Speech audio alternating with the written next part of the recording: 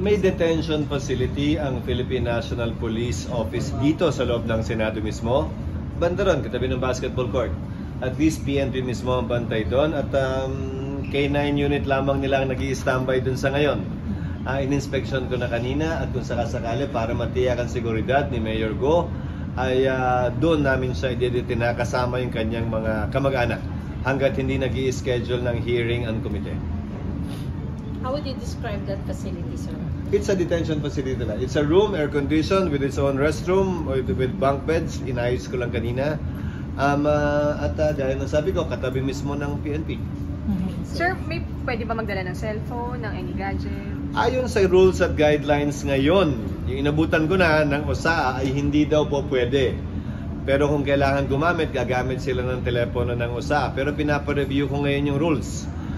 Dahil matagal na pala yun. At sa totoo lang, hindi ko nakikita yung rason kung bakit kailangan pagbawal yon. Pero hayaan natin wag ako mag-review, pa-review natin sa mga nakakalam at pinapagawan ko sila ng rekomendasyon sa loob ng 2 linggo ito kung paano ma-update yon. So sir, you think dapat may pwedeng gadgets? Wala ako nakikitang dahilan kung bakit hindi. Hindi naman mga drug lord to na pwede nilang pagpatuloy yung kanilang operasyon sa loob ng detention. Pangalawa, wala naman ako nakikitang delikadong kaganapan na mag-detect sila na mapuga sila mula sa detention facility. So, pinapa-review ko. Tingnan natin.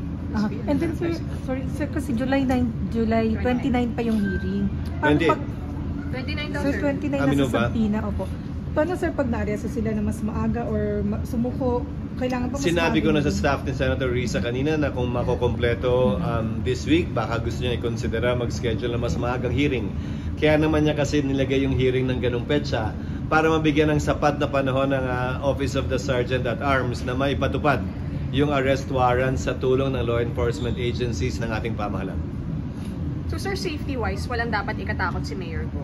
Wala akong nakikitang rason at sa totoo lang, hindi ko alam kung saan nanggagaling yung sinasabi niyang banta, di umano, laban sa kanyang buhay.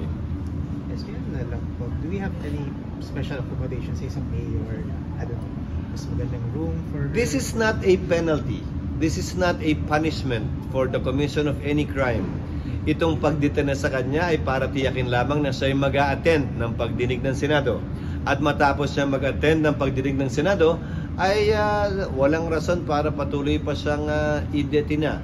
So para sa akin, kung ano ang detention facility natin para sa isang ordinaryo akusado, dapat applicable yan sa mayor, governor o sino mang opisyal. Kung aayusin namin, maayos yan para sa lahat, hindi lamang dahil mayor siya. So pwede sir na July 29 na siya dumating? Basta so long as darating siya? Dumating o mahuhuli? Umaten. Kasi kung voluntaryo naman siyang pupunta at susunod sa sabina ng komite, wala namang rason na mag-issue pa ako ng warrant. Kaya naman ako nag-issue ng warrant ay dahil ayaw niyang sundin yung sabina na inisyo ng komite.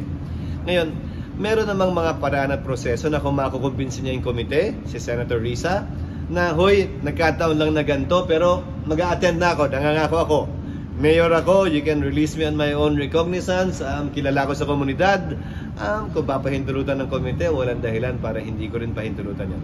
Then sir, binaw naman kaya-kaya ni General Angkan yung survey ng Sampina, arrest order, pero kailangan ba at this point na magpatulong sa PNP or NBP? Kausap ko na siya kanina, lahat naman ng galaw ni General ng ating Sergeant at Arms, si retired General Angkan ay nakikipag-coordinate siya sa PNP, kaya kung makikita niyo yung mga litrato ng pag-serve niya ng warrant, may kasama siyang PNP palagi.